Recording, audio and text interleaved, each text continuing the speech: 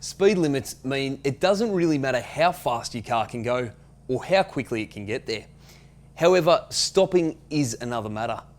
The braking system is critical to the safety of your vehicle, yourself, and your passengers. Brake rotors are a vital component of the braking system. Over time, brake rotors may crack or develop deep score marks, warp, or simply wear out. Now, when this happens, they need to be replaced. Let's cut to the experts at DBA to show us how it's done. Start by raising your vehicle. Next, unscrew the wheel nuts and remove the wheel. The wheel may be difficult to remove due to a rust scale buildup around the hub ring. Removing the wheel will give you clear access to the brake rotor, caliper, and spigot. You'll need to remove the caliper. Loosen the retaining bolts and lift the caliper away. The caliper may grip a little tightly, but don't force it. Hanging the caliper by the brake hose will cause damage, so use a hook to secure the caliper to a solid part of the suspension. The brake rotor is now free to be removed. Apply firm pressure as the rotor may be awkward to remove.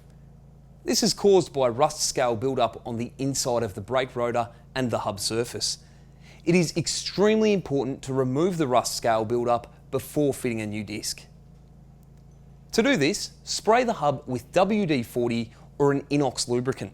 Then use coarse sandpaper to begin removing the rust scale from the hub surface. Once most of the rust has been removed, switch to an oil stone to remove the remaining rust scale. Even the slightest bit of rust scale can cause the disc to mount incorrectly, causing excessive runout. So make certain the hub is clean. Excessive runout is where the disc doesn't rotate smoothly and gets trapped between the brake pads.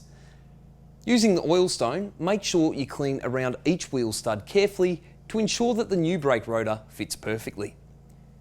There can be significant rust scale buildup around the base of the wheel stud. Using a rag, wipe away the lubricant. Check the hub carefully for any spots of rust scale that haven't been scraped away and then clean them off. When the machining marks on the face of the hub are visible, the hub is clean. The next job, using fine-grained sandpaper, is to clean the hub spigot. Incorrect cleaning of the spigot can cause the rotor to slip away from the hub surface and may lead to disc failure. Using a dial indicator to measure runout on the hub, more than 0.02 mil is considered excessive runout. To make room for the new disc, the pistons need to be pushed back inside the caliper. Clamp the brake hose securely, attach a spanner to the bleed screw, and attach a hose and suitable storage container. Use a pad spreader to take up the compression load. Use the spanner to loosen the bleed screw. You'll see brake fluid pass through the hose and into the container. Continue using the spreader to force the brake fluid out and the pistons back into the caliper. Once the pistons are fully retracted, you can remove the hose. Make sure you tighten the bleed screw first to prevent air from getting into the brake system. You can then remove the pad spreader. Clean the friction face of the disc using a brake cleaning agent. Never use a petroleum or silicon-based cleaner such as degreaser, as that will cause paint damage. Spray brake cleaner onto a clean cloth. Be careful not to touch the painted surface on the disc. The paint is designed to cure at high temperatures and is therefore extremely easy to damage. Turn the brake rotor over and clean the hub mounting on the rear of the disc. With all the work you put into the hub, the last thing you want to do is attach a dirty brake rotor. Now, finally, we can attach the new brake rotor to the hub. Using 3 wheel nuts and washers, fit the rotor securely to the hub. Using the dial indicator, measure the runout again with the brake rotor attached. A reading over 0.05 mil means an incorrectly fitted brake rotor.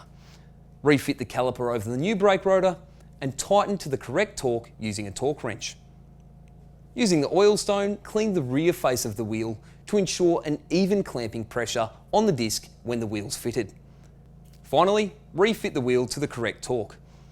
Attach the nuts in a crisscross pattern to ensure even pressure. Now, remember, braking is the most important thing your vehicle can do, so stay safe on the roads and check your brakes regularly. Thanks for watching, and remember, we're here to help.